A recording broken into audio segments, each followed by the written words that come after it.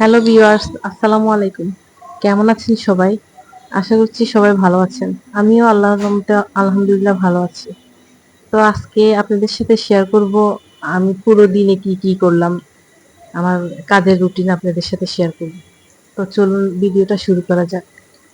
এই তো সকালবেলা ঘুম থেকে উঠে ফ্রেশ হয়ে নামাজ পড়লাম। নামাজ পড়ে এখন নাস্তা বানাতে আসলাম।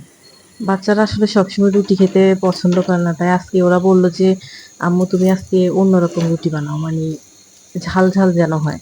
তো আজকে ঝাল পিঠা বানাতে চলে আসলাম।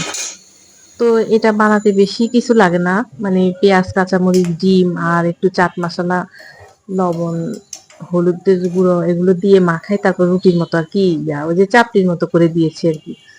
এটা বানাতে যতটা সহজ আসলে খেতে অসম্ভব মজার হয়। আপনারা বানিয়ে দেখবেন। নাস্তা এটা পারফেক্ট আমি মনে করি। এই তো নাস্তাটা সারার পরে ১ কাপ গরম গরম চা না হলে আসলে ভাল লাগে না, মেজাজ ফুরফুরে লাগে না। তো আমি কি করি, সবসময় নাস্তা বানানোর পরে এখানে চায়ের লিকারটা বসিয়ে দিই। তারপর নাস্তা খাওয়া শেষ হলে আর কি লিকারটা আমি দুধে ছেঁকে যেন সাথে সাথে খেয়ে ফেলতে পারি। আমি আবার দুধ চাটা একটু গাঢ় না হলে আমি পছন্দ করি না। আসলে দুধ চায়ের লিকারটা হইছে চায়ের মজা।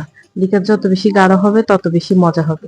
অনেকে কি করে লিকারটা পাতলা করে ফেলে আর মানে দুধ বেশি করে দেয়। আমারও ওরকম চা ভাল লাগে না।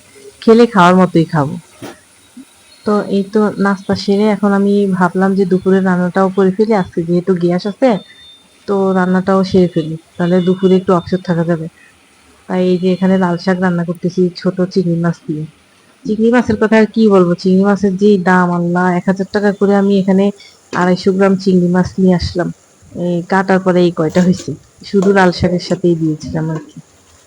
লাল শাকটা আমার হাজবেন্ড অনেক পছন্দ করে, তাই ভাবলাম আজকে চিংড়ি মাছ দিয়ে এটা রান্না করি। আমার বাচ্চারাও খায়, তবে ওর বাবা মানে ওদের বাবা বেশি পছন্দ করে আর কি এটা, লাল শাকটা। এই তো শাকটা কষানো হয়ে গেছে, এখন আমি এখানে মানে ফুটন্ত পানি দিয়ে দিয়েছি। আমি রান্নায় সবসময় ফুটানো পানি ব্যবহার করি, কারণ আগে থেকে আমি পানি ফুটিয়ে রাখি আর যা যা রান্না করি আমি সেই পানি দিয়ে রান্না করি। আসলে ফুটানো পানি দিলে তরকারির টেস্টটাও মজা হয় বেশি। শাকটা রান্না হয়ে গেছে, এখন আমি এখানে লতি রান্না করব। এই লতিটা আসলে কালকে আমি কেটে ফ্রিজে রেখেছিলাম, মানে সকালে রান্না করব দেখি, কারণ সকালবেলা তো এত সময় থাকে না হাতে। বাচ্চারা স্কুলে যায়, ওদের নাস্তা রেডি করতে হয়, নিজে খেতে হয়। উম, এই জন্য আগে থেকে কেটে আর কি রেখে দিয়েছিলাম। একটু লতি আমি ট্যাংরা মাছ দিয়ে রান্না করব। ট্যাংরা মাছটা আসলে কষিয়ে রান্না করলে লতিটা বেশি ভালো লাগে। ভিডিওর এই পর্যন্ত যদি কেউ থেকে থাকেন আর আমার ভিডিওগুলো যদি আপনাদের ভালো লাগে, তাহলে আমার চ্যানেলটাকে সাবস্ক্রাইব করবেন আর লাইক দিয়ে কমেন্টস লিখে আমার পাশেই থাকবেন। আজকে দুপুরের রান্নাটা তো আমি সকালেই সেরে ফেললাম। তো দুপুরে বাচ্চারা বায়না ধরছে, মানে ওরা খাবে, চিকেন পপকর্ন খাবে। তো ভাবলাম কয়টা ভেজে দিই, আমার ফ্রিজে ছিল এগুলা।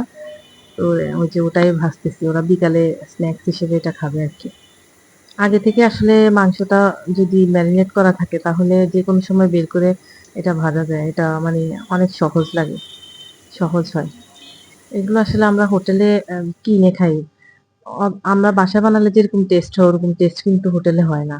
আরো দামও নেয় বেশি। তো আমি মনে করি যে বাসায় বানালেই আ নাস্তাটা হেলদিও হয় এবং টেস্টও অনেক বেশি হয়। টাকাও বাঁচে অনেক বেশি। তো আমি আজকে সারাদিনে যা করলাম আপনাদের সাথে সেগুলো শেয়ার করলাম। আশা করছি আপনাদের ভালো লাগবে।